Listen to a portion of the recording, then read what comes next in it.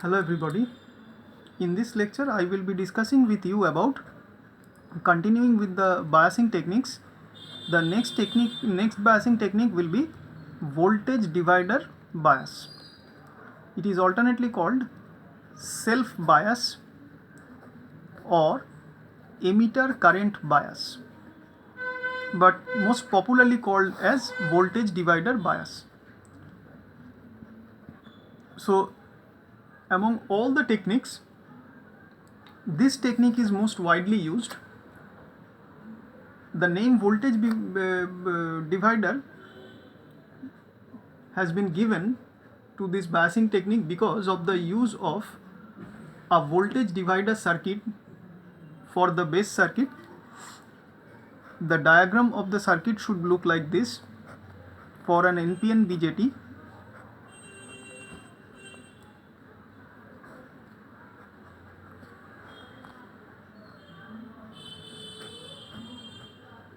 it is a simple diagram. This is RC, VCC is applied over here. This is the collector resistance. This is the emitter resistance RE. This R1 and R2 combination has formed a voltage divider circuit. So because of this R1 R2 combination, this voltage divider or potential divider circuit, the name of this technique is given as voltage divider bias, in short VDB. So this R1 and R2 constitute the base circuit. Base circuit is nothing but the input base circuit. Base biasing circuit is nothing but the VDB type of bias. Now, in a well-designed VDB circuit, the base current is much smaller than the current through the voltage divider. Now, since the base current has negligible effect on the voltage divider, because base current in general it is very small, of very small value, we can visualize this circuit to open the connection between the voltage divider and the base to get the equivalent circuit out of this circuit. So this circuit can be newly drawn as, in terms of its equivalence,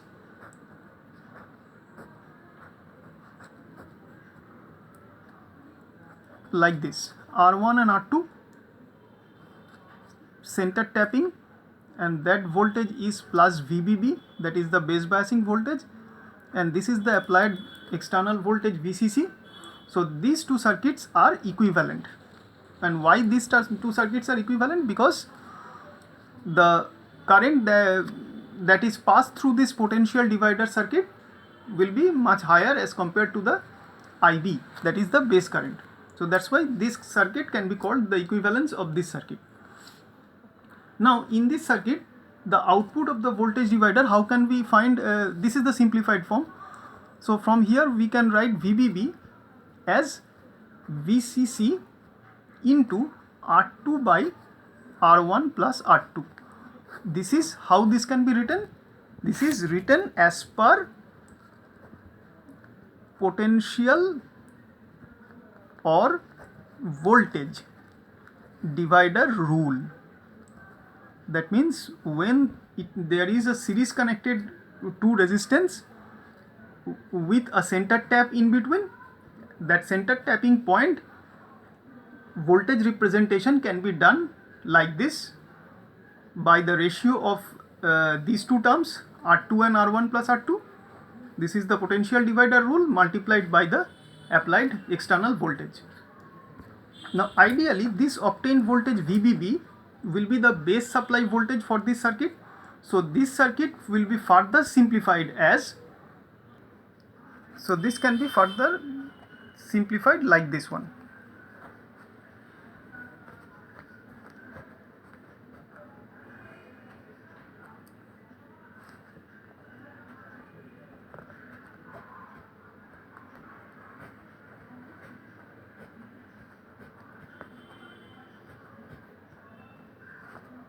So this should be the circuit.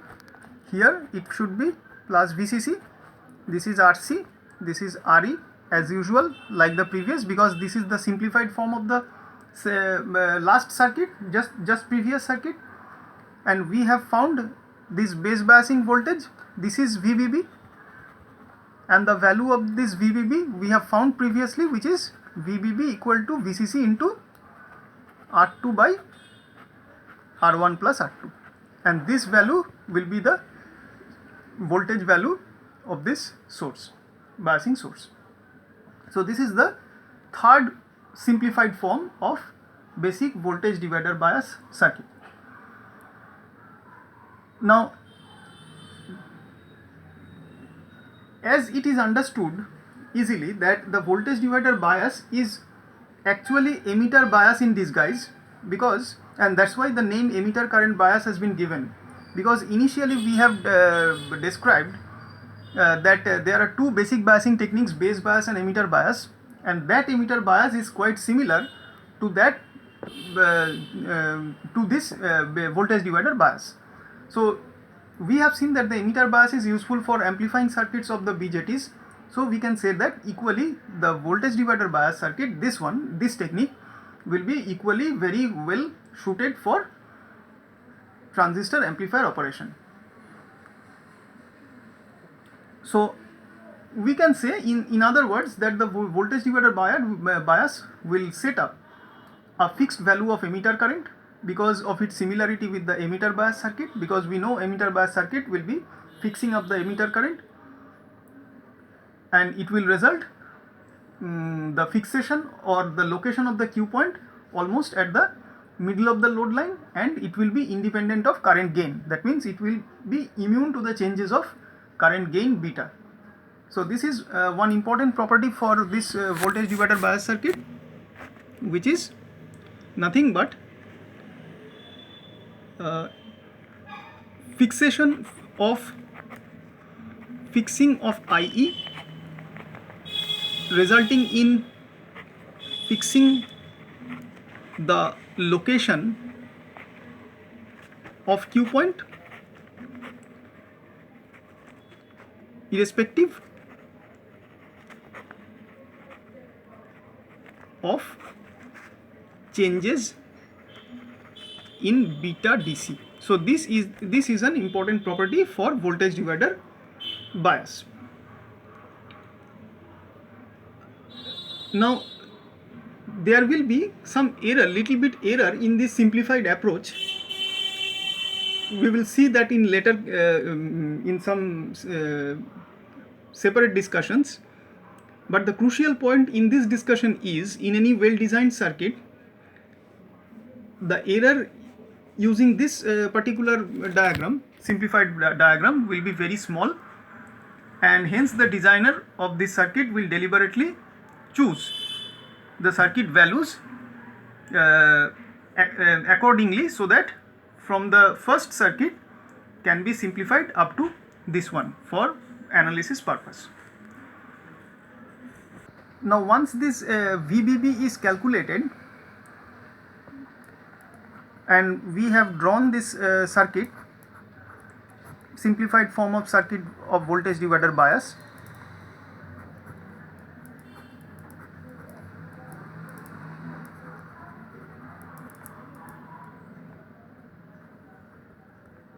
it is like this. So now this is the simplified form.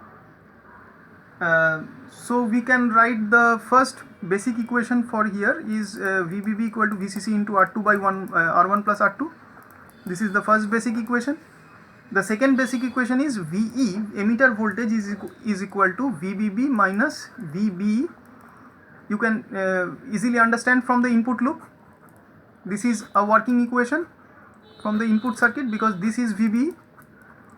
So if you subtract VB from VB from VBB, you can get V. V is the voltage over here. So this is the voltage across the emitter resistance RE. So if that is so, then the next equation should be IE, that is emitter current, which is VE by RE, because you will be given the value of RE.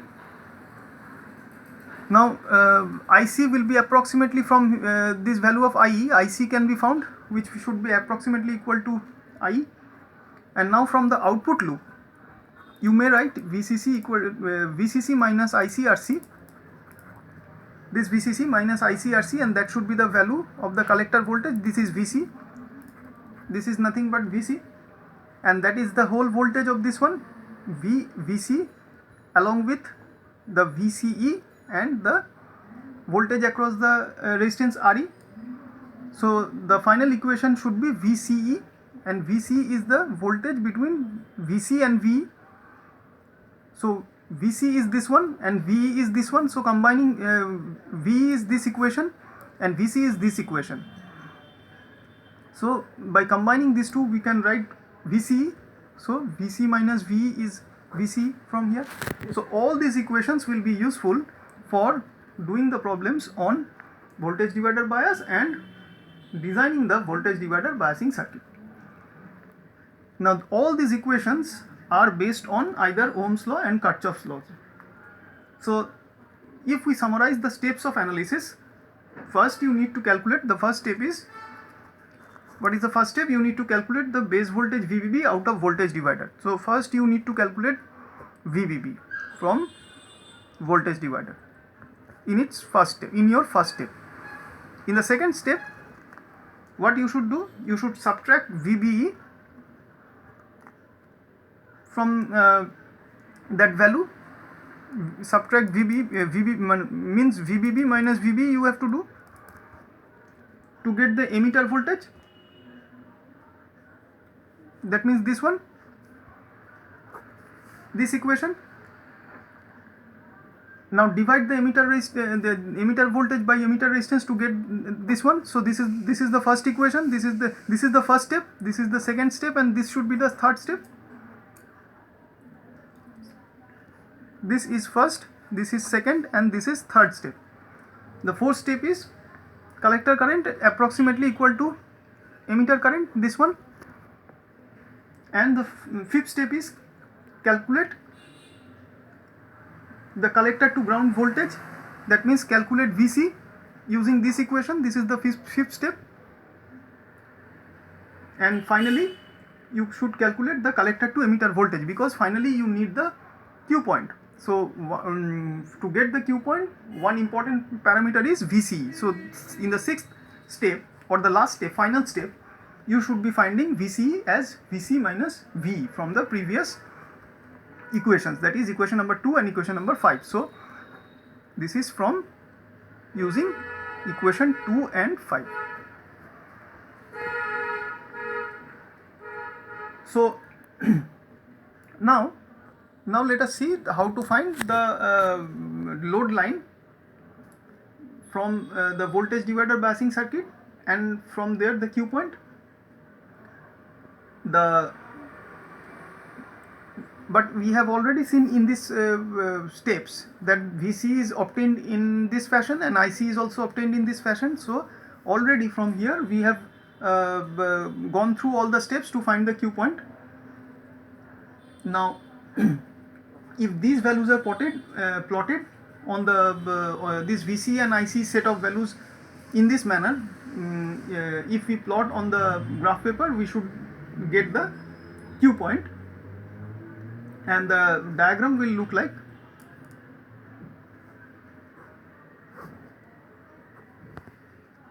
something like this. This point is VC cutoff, and this point is IC saturation. You know these two values, and if Q point is at the middle, normally which should be because of because the VDB bias will be used for amplifying operation, so we will expect that Q point should lie as much as at the middle of the load line. So if this is Q, so if you draw the perpendicular to the two axes, you should get the Q point coordinate values. So this is Q point, and if this Q point moves because of the application of input AC or alternating signal, it may go up to a lower value QL and it may go up to a higher value QH. and this is the load line analysis for voltage divider bias. So in this way we can calculate and plot the Q point. Now since voltage divider bias is derived from the emitter bias, because between the two there is a similarity, the Q point is virtually immune to the changes in current gain. Once again we should establish this fact from the analysis of the voltage divider bias. Now one way we can move the Q point all along the load line is by varying the emitter resistor. Now if we vary this emitter resistor RE, because what actually this RE emitter resistor will do, it will fix up the emitter current, and that is important to fixing up the location of the Q point on the load line. So if we want to move the location of the Q point all along this load line, upper side or to the lower side, we need to just vary this RE, so that IE will accordingly get changed. And if if IE is changed accordingly, this IC and vis-a-vis the VCE will also change. That means it will definitely change the location of the Q point. So the movement of the Q point on this load line for this voltage divider biasing application or technique will very much depend on what value we are selecting the emitter resistance RE. So this is the important selection for fixing up the Q point in case of voltage divider biasing technique. Now before going into the details of voltage divider biasing technique, we should summarize what we have discussed till now. The values of the Q point should be located at the middle of the load line. That will depend on the values of VCC, R1, R2 and RC. In this because R1, R2 will combine to give the value VBB. So VCC, VBB and RC all will be important to control the saturation current and the cutoff voltage. That means VCE sat and IC sat, these two values. A change in any of these quantities will change these two values, VC cutoff and IC sat. It is quite easily understood. Now once any circuit designer has established the values of the given variables, that is VCC, R1, R2, RC, VCC, R1, R2, RC, these are the important design parameters for voltage divider biasing circuit. If the designer has established the values of these variables, the emitter resistance then only should be varied to set the Q point at any desired position along the load line, so that we can get the desired output, amplified output out of this biasing circuit. If RE is too large, that means the Q point moves into the cutoff point, because if RE is large, that means IE will be small, and if IE will be small, IC will be small, and IC small means output current is small. That means the transistor will be driven into the cutoff region or cutoff point. That means it will go towards it will go down towards this QL region, QL location. And if at the same time the value of RE is too small, that means IE will be large, and as a result IC will be large. That means high saturation current will flow and the Q point will move towards this QH location. Okay, so some designers will be preferring to set the Q point at the middle of the load line. So this is the best location for this circuit to work as a amplifier. So let us now discuss voltage divider biasing circuit in a little bit details. So let us first draw the circuit.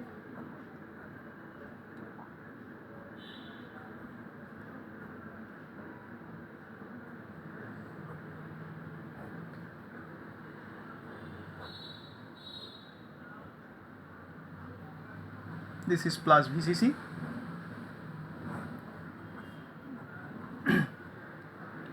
This is RC, IC, this is VE, this is RE, this is IE, this is VBE,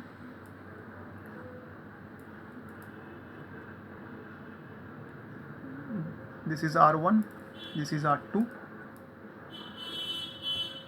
and this is IB. Suppose this is I dash plus IB flowing through this R1. So if IB is gone inside this, so the current that is flown through R2 is I dash.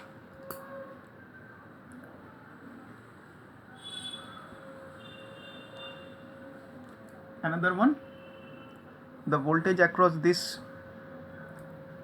is VB. This point is at VB. So voltage across the R2 is VB. So this is the basic circuit of voltage divider bias, VDB, or emitter current bias. Alternately, we can say the resistors R1 and R2 divide the supply voltage VCC to provide a fixed bias voltage VB at the transistor base. Now you can understand, because of this equation I have already told you in the basic discussion, preliminary discussion about this. So this VBB will be nothing but this voltage at this point, this VB voltage at the base. Also a resistor RE is included in series with the emitter terminal. You can see the voltage drop across RE we can already calculate, which is VE equal to IE into RE. So this is one equation from here, and VE, the voltage at the emitter terminal, that is this one, should be written as VB minus VBE. It is this voltage minus the drop across this base emitter junction, that will give you the VE. So this is another set of equation. So from here we can write IE, combining these two equations, we can write IE equal to VB minus VBE divided by RE. Combining these two equations, we can get this one. Now if VB is far greater than VBE, because VB is 0.7 volt only, very small, so we can write that IE approximately equal to VB by RE in this case. So in this case, in this circumstance, the IE is very stable no matter what the value of beta. So we can say that IE emitter current will not depend on beta. So we can say irrespective of any value beta DC, that is H capital FE, IE will not depend on this value, and so it is immune to the changes of beta. And the circuit will provide a stable or fixed IE, which is important, emitter current. So it is like the working of basic emitter bias circuit, and this is important for the circuit to be used as amplifying purpose. Now since IC is also approximately equal to IE, we can say that the output current IC will also be stable from here. Now in this discussion it assumes that the base bias voltage VB, this VB, remains absolutely constant, and this requires that the current I dash flowing in R1 and R2 be very much larger than the base current IB. So if we consider this current through R1 is I dash plus IB, we should be considering I dash in such a way that its value should be much greater than base current IB. So very little current will be flown in from I dash plus IB towards this, through this path towards this BJT, and most of the current that is coming from this source VCC will pass through to R2, so that whatever is because of the passage of that current through this R2, that is I dash, whatever drop will be obtained across this R2 because of that passing of current I dash through this R2 will be given by this VB, and this VB is very much important because it will give us the VBB, that is the base bias circuit, from where the design of the biasing technique is starting. So this is important. This I prime or I dash is important to get the value of VB in this case. So it is important that it assumes that I dash is far greater than IB, the base current. So now when this will not be the case, the circuit bias stability may become similar to the fixed current bias circuit. That means if this is not so, that means if this I dash is not very much higher than this IB, then the stability that can be achieved from this circuit, from this biasing technique, will be in question. Now to obtain a very stable bias voltage at the transistor base, R1 and R2 should be selected as small as possible. So apart from that, this I1 to be greater than IB, apart from this condition, R1 and R2 to be also selected very small. This is another condition for proper working, and this will make also this one. If this is taken so, then if this is selected so, then it will indicate I dash far more greater than IB, and consequently the variation in IB will have little effect on the level of this VBB. Now since the AC signal input will be applied to this transistor base, R1 and R2 should be made as large as possible also to maintain a high input resistance in that case. So when AC signal will be applied with here for amplification purpose, in that case R1 and R2 may be made as large as possible to maintain a high input resistance, so that the AC signal source should be made proper coupled with this biasing circuit.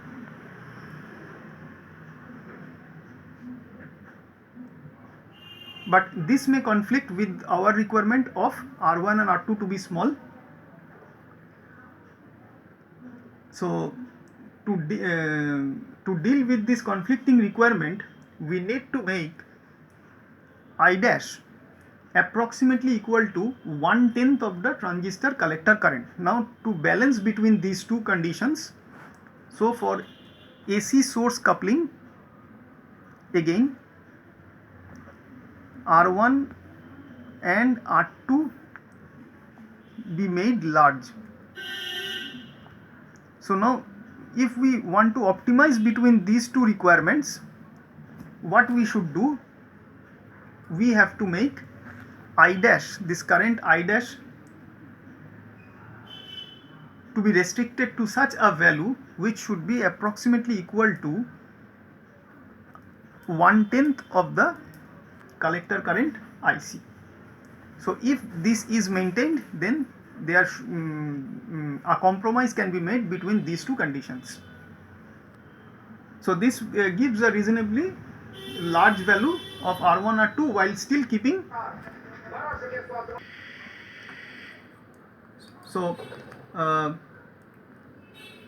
in this case, if we maintain this condition, we can say that the R1 and R2 reasonably large values can be selected, still keeping the value of I dash to be much greater than IB also. Now if high input resistance is not important, then the I dash may be made equal to IC also. So in that case 1/10 of IC will not be required. For if input high resistance is not required for the circuit, I dash will be approximately equal to IC. In that case it should be kept within that level. and it will give extremely stable bias condition. Now if we want to get the Q point from this calculations, from this data available with us, we can say that the base current IB is assumed to be very much smaller than this current I dash.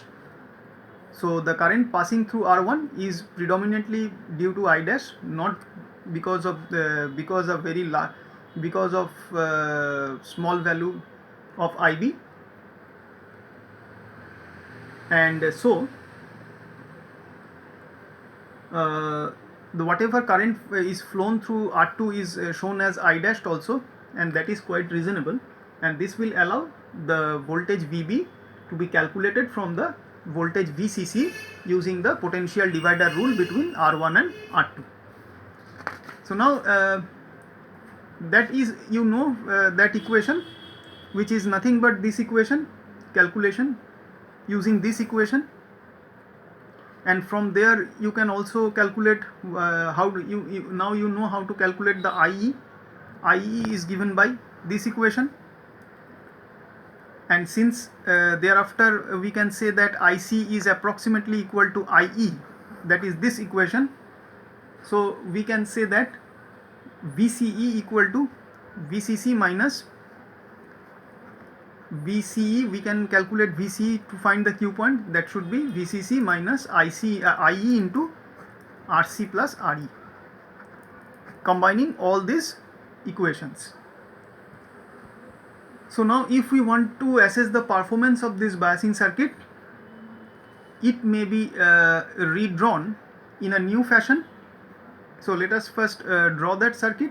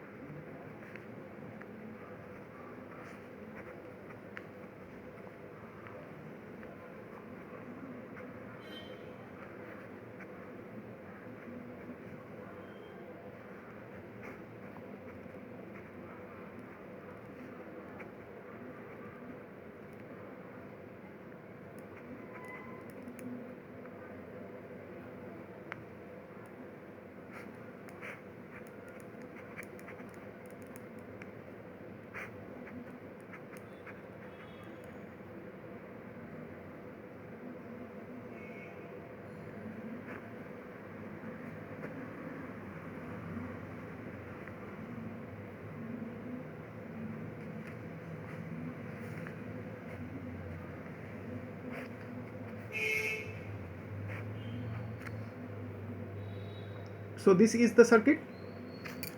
So with this circuit we can this is the modified form of the given circuit. This one, this is modified to be this to be found as this one. I am coming into that, how this has been modified into this in such a way. Only you can see, if you compare these two circuits, the output side is same. Only the input side, the potential divider circuit between R1 and R2, has been modified with a resistance RT and a voltage source VT. Leaving apart all the other parts, other quantities and connectivities same. These bias resistors R1 and R2 are replaced with their Thevenin equivalent circuit. So this VT and RT shown over here, the voltage DC voltage source and the resistance in series with that. So this part of the circuit given by the two values VT and RT is called Thevenin's equivalent circuit. You will definitely come across this Thevenin's theorem in your circuit theory course, and you will definitely learn how the Thevenin's equivalent circuit can be derived by the application of Thevenin's theorem. So using that Thevenin's theorem, the Thevenin's equivalent circuit from this part VCC, R1 and R2, using this parameter and this potential divider circuit, the Thevenin's equivalent circuit can be drawn. That means VCC, R1, R2, all these combinedly can be represented with a single circuit having a voltage source, DC source, in series with a resistance, and that resistance is equivalent to these two resistances, that is R1 and R2, and Vt is nothing but found by the VCC along with this R1 and R2. So we can write this Vt can be found by using the simple potential divider form, or it is quite similar to the potential divider rule or the Thevenin's rule or Thevenin's theorem. It is found as VCC into R2 by R1 plus R2. So this is the formula. By application of Thevenin's theorem, we can find from these values of VCC, R1 and R2 the value of Vt. And what is RT? How to find RT? RT is nothing but R1 in parallel, R1 parallel with R2. So this is the RT. So this R1, R2 are connected in parallel and their equivalent resistance is RT. So here this RT is called the Thevenin's resistance and Vt is called the Thevenin's voltage. So this Vt is nothing but called Thevenin's equivalent voltage out of this input circuit comprising of VCC, R1 and R2, and RT is called Thevenin's equivalent resistance comprised of R1 parallel with R2. So this is the equivalent circuit. So now this circuit has become very simplified with this form, and now you can apply two equations to find the other parameters of VC and IC from the analysis of this circuit.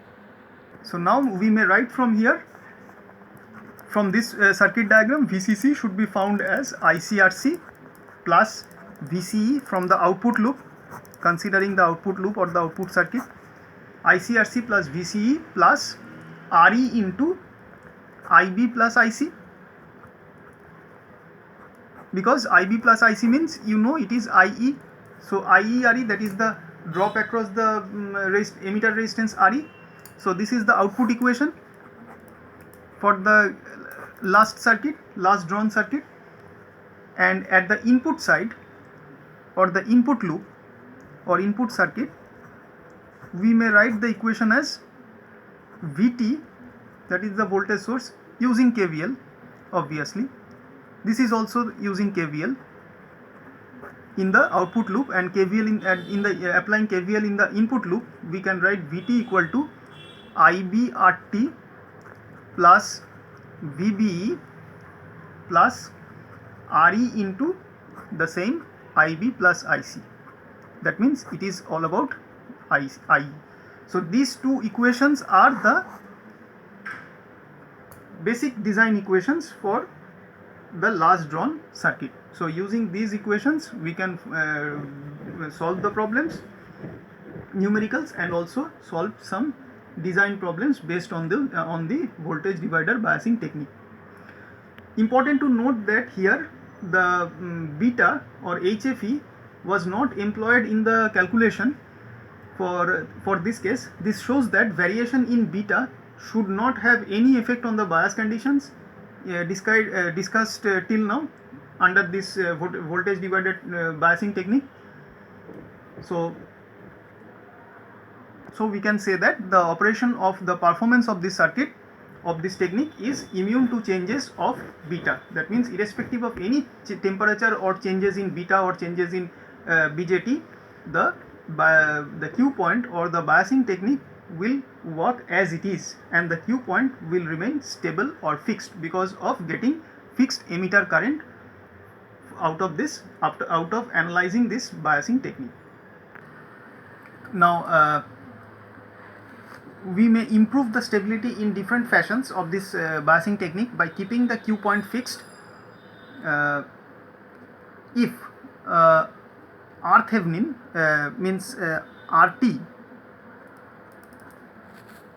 is the resistance RT, which is parallel of R1 and R2, equivalent resistance of parallel resistances R1 and R2. If this RT is reduced by reducing R1 and R2, then current drawn by R1 and R2 will increase, and it will cause more power loss. So it will be a problem to improve the stability in this fashion.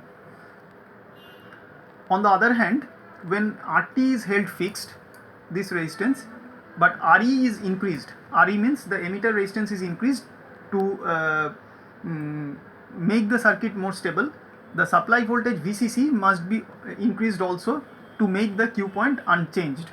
So this will also cause the power loss.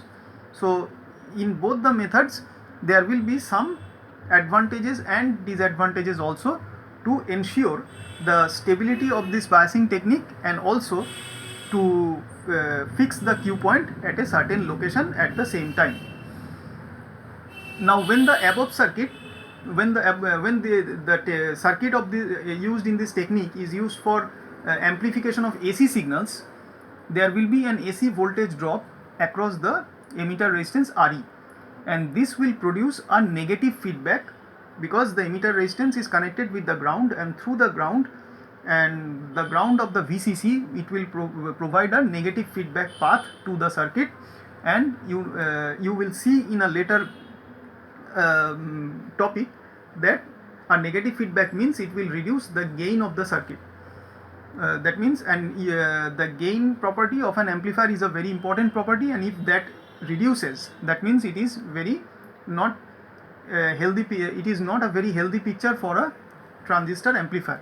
So to overcome this effect of negative feedback, a capacitor is connected of negligible reactance at the lowest frequency of the input signal across the emitter resistance RE, which will be called bypass capacitor, to short circuit the AC signals through it, because you know the capacitor will pass the AC signals easily than the DC. So thereby it very minimum signal, ideally zero signal will pass, zero AC signal will pass through the emitter resistance, and thereby the effect of negative feedback will be minimized here, so that the gain of the amplifier will not be reduced.